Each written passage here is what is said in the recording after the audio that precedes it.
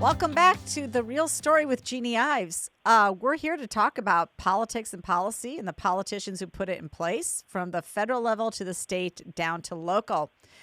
We are going to get into the Ukraine situation. I'm going to give you my personal perspective as somebody who served during the Ronald Reagan era of peace through strength. We're going to talk about that in the next segment.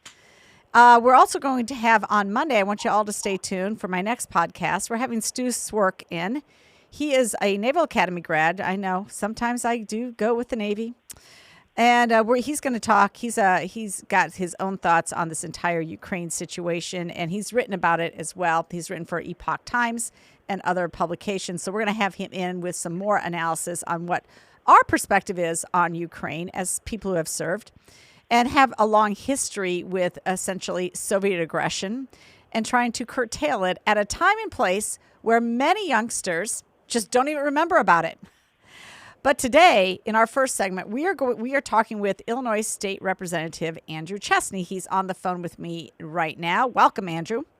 So, Andrew, you're one of those folks who probably doesn't remember the Cold War too much. You're the younger generation. You're the up-and-coming generation of political leaders in this state. I consider you having lots of potential to lead politically, very rational, reasonable member of the state legislature. You represent the 89th representative district. That's Northwest Illinois, kind of the Freeport and going over to the corner there. And you were running for state senate, so that's pretty cool. So we're excited about that. But let's just get started with the atmosphere down in Springfield right now. And I'm going to start back from last week, what happened with the mask hysteria on the floor, where you had this court order at the school level. And the courts essentially said, not only is your rule on masking children in schools illegal because you're basically giving them a modified form of quarantine without due process, not only does the court find this illegal and therefore void, we find it evil. So there was a group of you that decided to stand up on this issue last week, and some of you guys got kicked off of the House floor for not wearing a mask. And here we are on Monday, February 28th. Joe Biden, they're about the same thing, JB Pritzker has essentially declared, hey, we are done with masks. We're done with masks. Date certain, has nothing to do with any of the caseloads, any of the hospitalization rates, none of that. We're just February 28th. We know we're looking at the political calendar, and that's when we're no longer going to require a indoor mask mandate. You go back to session now on Tuesday of next week, and you're going to be held to a different standard, if I'm correct. Is that right? Yeah, that's right, Jeannie. There's kind of one group that intermittently wears masks, and it's politicians on the Democrat side of the aisle. So, they pop on the mask for the cameras or if they're in the hallways, but then they laugh it up and muck it up with, all their friends and lobby groups and all their fundraising groups and, shake hands and think it's kind of comical. So, we just try to point out the hypocrisy. I think you correctly noted that, Pritzker's looking at the political calendar and, the science has clearly changed because the elections are coming up. And, this has always been about control of science. And, you can watch the Democrats and primarily the politicians. Yes. So are you with me? Yeah. Wearing these? The other thing is, though, there's an actual House rule that would have to be, held in abeyance, and there'd have to be a vote on holding that in abeyance in order for you to actually appear on the House floor unmasked. So you have this rule you have to get through, and nobody is entertaining a change in the rules at this point. And in fact, it was attempted to do that last week. I don't think so this week. And so where does this leave you? What are you going to do on Tuesday? Are you going to play along with the charade, or is it game over and the Democrats know that too? We're going to talk it through. I mean, leadership has a different view on this, Jeannie, than I think more of the conservative members do. And I think that we see this a little bit differently. I think we should probably take another stand. I think that's what you'll probably see from members, conservative members in our caucus. Okay, so Republican leadership is saying this is not something that we need to fight about. There's bigger fights to be had. So we're just, we're okay with it. Is that what you're essentially saying? Well, I don't want to put words in everyone in leadership's mouth, but I will just say that it doesn't appear that leadership is interested in pursuing the mass conversation, where I would argue it's on the hearts and minds of many grandparents and parents throughout our state of why we are, arbitrarily being asked to adhere to a mask mandate that isn't following science. So I suspect we're going to see a good percentage of Republicans stand up again on Tuesday to point out that hypocrisy. Okay, well, the rest of the state's moving on, and you guys will sit in the Illinois House all masked up. And I actually think people don't really care if you guys are masked or not. They just want to be unmasked themselves. So let's move on, though. I mean, what else is happening? What are some of the bigger issues you see fights over in Springfield right now? Because you're closing in to the time where you need to hyper focus on the budget and get your work finished up before your April 8th deadline to adjourn, which is almost 2 months earlier than normal. So what are people talking about there? What are some of the hot bills going on? Well, I mean, a hot bill this week was, taking the name birth mother and replacing it with birth person. So, these goofballs in Springfield are still talking about pronouns and, gender neutral bathrooms. And that's kind of the unfortunate piece that I see in Springfield is there's really no appetite to address the real challenges in the state. Real pension reform, real structural spending reform, seeing the outmigration of our young and our brightest and the wealth that is leaving this state for areas that, have less resistance as it relates to the overall taxation that people pay. And so, the Democrat Party used to be a party that was center left. While I would disagree with them on the free market principles, they still used to put forward a somewhat reasonable idea of what a state should look like. And now it's been replaced with a bunch of activists that, want to systematically reconstruct what a state looks like. So we spend all of our time talking about things that don't encourage people to move to the state of Illinois. And I would challenge them, you take any floor speech, you can pick one, and tell me, do any of them bring in the next Amazon or the next big corporation? The answer is no, of course they don't, because they would scare the hell out of them, because they don't really have an interest in encouraging business. They have an interest in trying to tell their electorate why big business, or any business for that matter, is wrong, and how they're evil, and they need to be punished through legislation. And so most people used to fight it. They used to come down and lobby us. They used to lobby you, and now they're just renting the U-Haul and getting the hell out of town. That's what's really happening. Yeah, well, I think you're right. I know that the donor class specifically has given up on Illinois. Many of them have. There seems to be a reemergence of some people donating to obviously big governor races right now, only because you have this red wave that's obviously going to come across America, and we'll pick up some of that momentum here in the state of Illinois. So there's a few people that are a little bit more interested at this point. But I think the average person that I talk to, they understand the bottom line in their pocketbook. Property taxes are still enormously high. Other taxes are enormously high. And we're going to get to that here in a minute because, it looks like 35 states have decided to cut taxes in the wake of a flush of income coming in as a result of the COVID federal money that have plussed up people's individual incomes, plussed up corporate incomes, and therefore have generated additional taxes for these states. So 35 of them are looking at cutting taxes. Now, I imagine that Illinois is on the list. I did not get a chance to look through the whole list. But if they're on that list, it's only because they're not going to raise the gas tax COLA in July, and because Pritzker's discussing a $300 additional tax cut for property taxes, which is a pittance, by the way. I mean, is there any other discussion about this? What's going on with taxes? Or do I have that about right? Did we lose Andrew?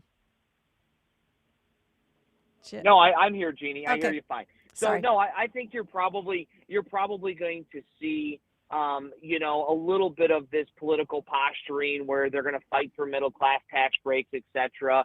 Encourage the additional incentives for the poor and the working poor. That's not what they're going to do. They're going to have some political gimmicks to try to turn out their base, to try to turn out their electorate around election time, but they won't keep them in place.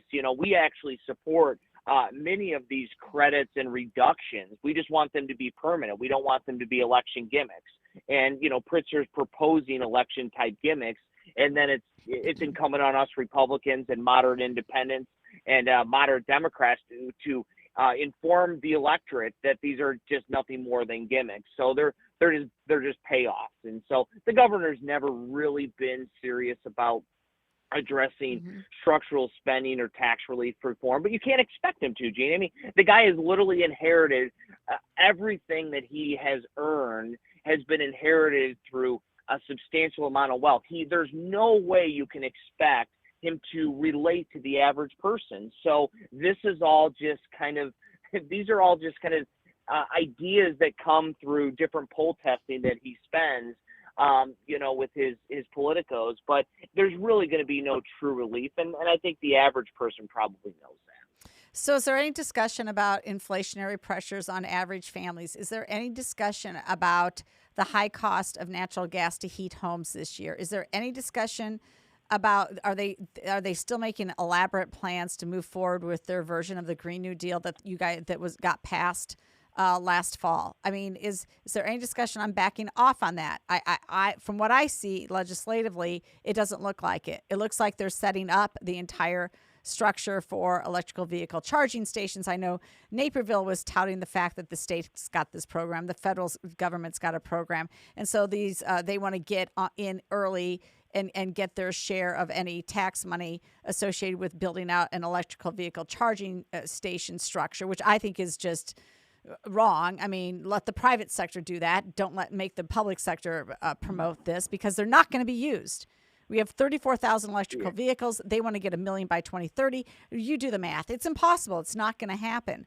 But they're pushing forward with this. I saw other legislation basically allowing private companies to come in and secure private companies come in and secure private farm property and take it over via eminent domain for their own transmission lines. So I don't see that being, I think that's moving forward from other legislation I've seen. There's some sort of bill out there saying that they have to send a certified letter to farm owners when that hearing goes through. But I think that they haven't woken up to the energy crisis that's on our doorstep. They just don't care.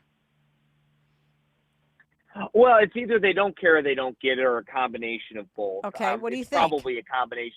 I think that they know it's not working, but the concern is they've gone down this equity hole, and everything is the name of equity rather than trying to address underlying pressures of why certain groups of people are performing poorly and how we can best help them. Regulation and heavy regulation helps the business class and the country club class. Republicans try to make the barriers to entry to start a business easier. So we want to peel off the regulations, and we want to make it easier for when people want to come to Illinois to do a business. Well, the Democrats always do this in the name of fairness. They do this in the name of equity, and then they do this also in the name of everything's in the name of safety, health, life, and safety. But what it really does is it really hurts the people that they claim that they're trying to help. And so I don't know that you're going to see a change in the trajectory, because the buzzword now is everything is equity. It's not equality, it's equity. And they want to buy up farmland and then give it to specific groups of people and put in the particular bill you're referencing, African Americans into the farming industry, and not women, not Hispanics, not Native Americans, which would include Pocahontas, and those types of folks. They only want to do it for African Americans, and I just find that inherently divisive and just flawed types of legislation. Because what we have to do is we have to ask ourselves, why are there certain groups of people not in these particular industries, and how can we make the barrier to entry easier? That doesn't mean that we have to create a government program. That means that we have to take a look at the industry and ask, is there barriers, and how we can allow the free market to remove those barriers so everybody can compete of all different walks of life and all different ethnicities. And the Democrat Party is very, very interested in taking certain demographics and certain people. You know, it may be Yes. women, it may be Hispanic women, it may be Native Americans, and then they try to anger certain groups and try to point and say, well, this is the reason you should be upset, and this is the reason you should vote for me. What they fail to mention is that the city of Chicago has been ran by Democrats for well over 50 years. The areas that are getting shot up are the areas where the legislators down in Springfield are arguing that they are fighting for them, but they're passing legislation that directly harms them. The area where the Republicans fail is, I don't know why we're so shy to point it out. The defund the police movement disproportionately impacts people of color. It absolutely impacts people of color. It drives down the property values in the poor neighborhoods, which impacts the people of color and the largest investment in most cases most people have, which is their home. Higher crimes, lower property values, biggest investment goes down in value. And yet in Springfield, we never talk about it. And I think that Republicans need to stop being afraid to take it on. Let's take it head on and talk about what Chicago has done for the minority communities. Just their policies alone and how crushing it's been. No, I mean, I think that we do that. I think we do plenty of that. I hear that all the time. The 3 C's are what you're supposed to talk about this cycle: crime, corruption, and cost of living. I get it. Those have been standard bearers for a long time. They have not politically moved the needle. I guess corruption did a little bit because of Blagojevich. I think Madigan was subject to corruption. I think that's part of the reason he lost. But for the most part, you've not seen this move the needle as much as it should. And I think it's because we want to talk about it. We're not talking about it to the right people. Everybody in the Northwest Illinois, they get it. I mean, but we have got to get some really good, hard-hitting conservatives to go right into the midst of the west and south sides of Chicago. And we do have some great activists there. We have great activists there. They have to turn into candidates and have to be supported by a broader agenda where we actually go in there and provide things. I mean, I just find it a little bit frustrating. But you do talk about all these particular people that are priority populations. They're marginalized community members is the term they use, and priority populations. And so, I mean, there's this HB 4700. It started out as a Gambling Disorders Act to basically, provide taxpayer resources to do public service announcements and provide for gamblers to get help and support, right? But I mean, then it became minorities and marginalized community members. I mean, you can't. It's shall not be limited to groups such as women, children, persons who use intravenous drugs, persons with AIDS who are HIV infected, veterans, African Americans, Latinxes / Hispanics rather than Puerto Ricans, Asian Americans, the elderly, persons in the criminal justice system, persons experiencing homelessness, persons who are clients of services provided by the state agencies, persons with disabilities, and other specific populations as the Department of Human Services may from time to time identify. I mean, like, this is just it's just a laundry list of people that have particular constituencies that they want to talk about rather than talking about the general population, where 90% of the people exist in the state of Illinois who are just trying to make a living here, trying to provide for the family. Yeah. And they are absolutely ignored in most of the debates. And it sounds like it from our conversation just now, that they're more interested in changing up the pronouns that are used in public statute than they are about really solving long-term financial issues. It's just so depressing. Well, and the thing that's the most frustrating about it all is I don't think their constituency cares at all. about the pronouns. I mean, nobody's fighting these pronoun warriors. It is No. a super minority within the minority. I mean, there isn't 5% of the electorate that couldn't care less about the pronouns we use, but it's this virtue signaling that's coming out of the Democrat Party, where it used to be more just ideological differences on how to get there. Republicans and Democrats, we both agree on safety nets. Maybe we disagree on the implementation of the safety net, the size of the safety net, and when the safety net should expire. But we generally agree with the safety net. Absolutely. We're so far apart. We're so far apart on the issue now, Jeannie, where we're just trying to say, under no circumstance can a woman be a male and a male be a woman. That's just biologically impossible. And you can't be called a birth mother now. You got to be called a birth person. What the hell is going on in our state? Wow. It's because they're Okay. that's where they want to go. Yet, at the same time, I was looking through the consent agenda bills, and we're going to talk about this. Well, let's talk about this first, then I'll tell you about this bill. So they have this new technique. It came in after I left. I think it's maybe 2 years old, and it's a new rule where if there's bills that come out of a committee with no opposition on either side, they can go on what's called a consent agenda, and all those bills can be grouped together and voted in its entirety when it's presented on the House floor in front of the entire body. If a member objects to one of those being on a consent agenda and approved all at once, they can either decide to ask for it to be removed from the consent agenda and debated separately, or they can just say, my vote on this is going to be no. I'm not approving this particular bill. I want to be registered as a no. Is that correct? That's right. Okay. Yeah. So one of the bills on the consent agenda is HB 4589.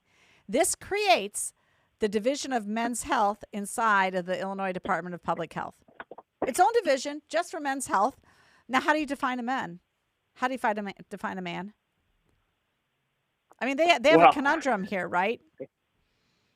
Well, here, you know what's going to happen with this, and this. Well, first of all, it's useless. This is a stupid thing. Like men's health was being, not taken care of.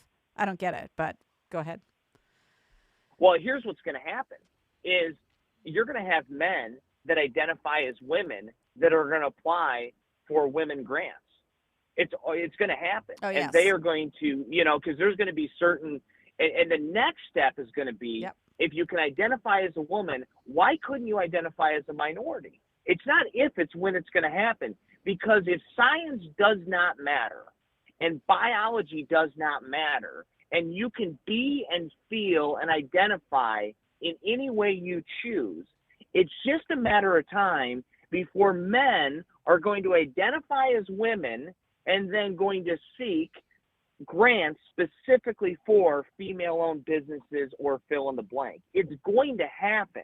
We're already seeing what men, this is just outrageous. And here's the thing. So you have like people like Kelly Cassidy that are apparently these strong women warriors that fight for women's rights. Where's the Kelly Cassidys of the world when you have grown men participating in women's sports? Why aren't they screaming from the rooftop about the inequities and the biological mismatch that happens during that?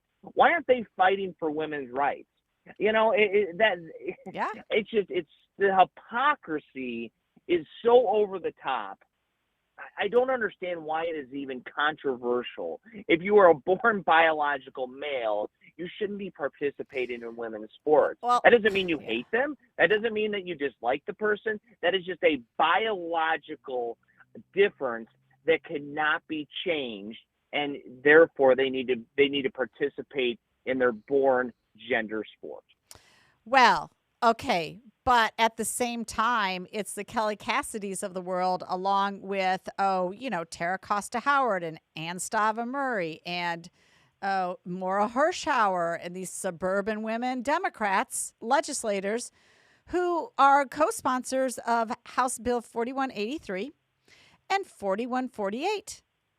And those two say that the Illinois Department of Transportation needs to make menstrual hygiene projects available at no cost in the bathrooms of each interstate highway rest area. And 4148 says same thing, but within state park restrooms. And includes men and women restrooms. All have to have feminine hygiene products.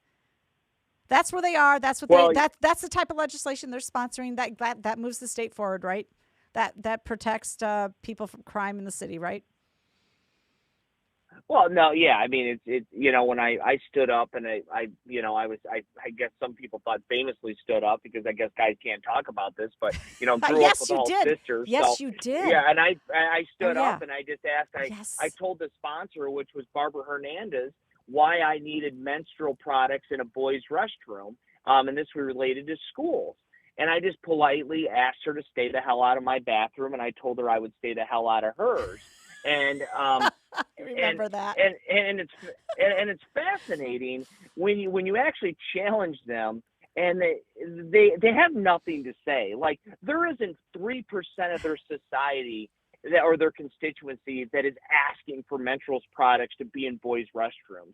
They just come up with this stuff because you got sick people like the Illinois personnel pack or the big pro-choice pack, and you get all these folks that put all this undue pressure on them where they start crafting the policy rather than listening to their constituency. But really, it's more than that, Gene. It's not really about it's about creating a destructive and a distractive environment. Yes. Because they know if they can pull men out of households, they can break down a nuclear family. If they can convince 8-year-olds to remove their testicles, if they can create pure chaos, they know they got a better chance of keeping them as a Democrat voter. But think of how weak they are. They have all of big tech.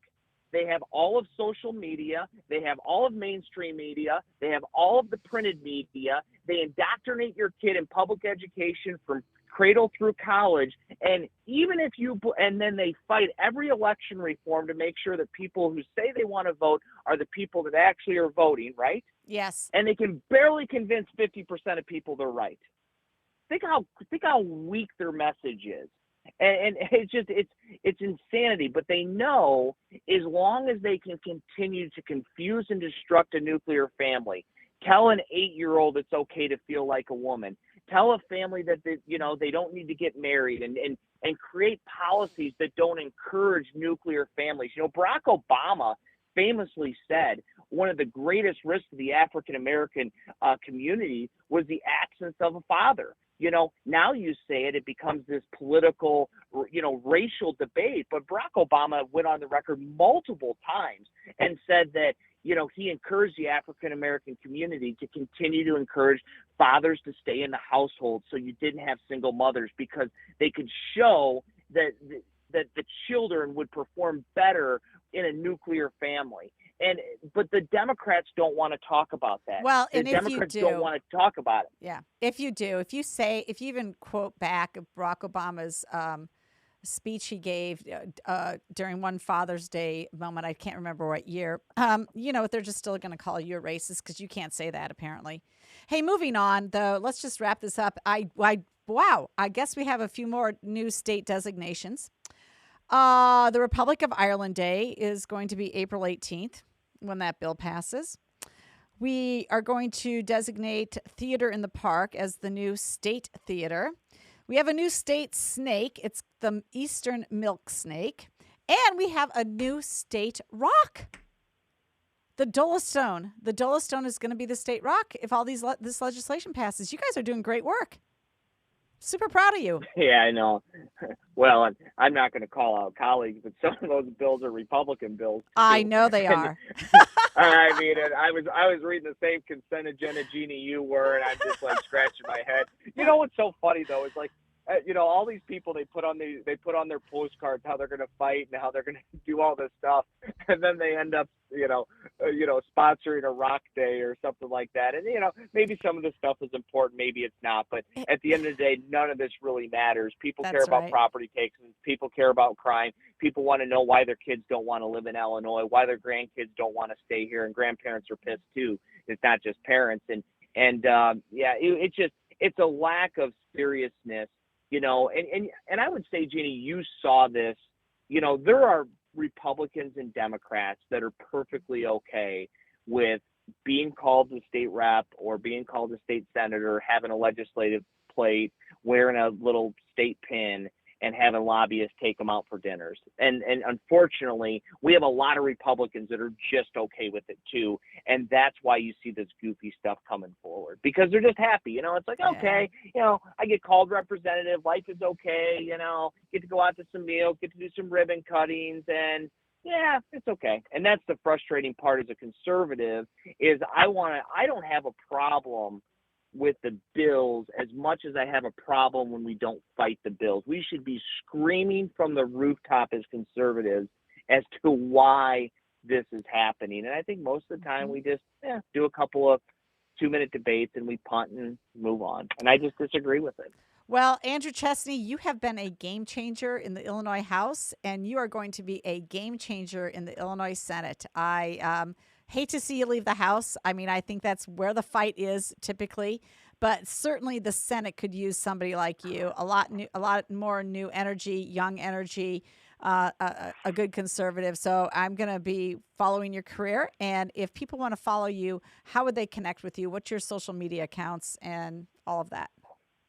Yeah, just Andrew Chesney. You can, Andrew Chesney on Facebook. Chesney for Illinois is my website. Between both of those, you can certainly connect with me, and it's just an honor and privilege to serve with so many good people, and I got to serve briefly with you, Jeannie, and we just need some more conservatives that actually want to fight on principles, and I think with your voice and your leadership, and then with the voices throughout the state, there are many conservatives and many Republicans that are no longer okay with the status quo and are going to start asking the tough questions like you do. Terrific. Well, thanks for coming on my program. And next up for my listeners will be Ukraine. My thoughts on it. Okay, thanks a lot.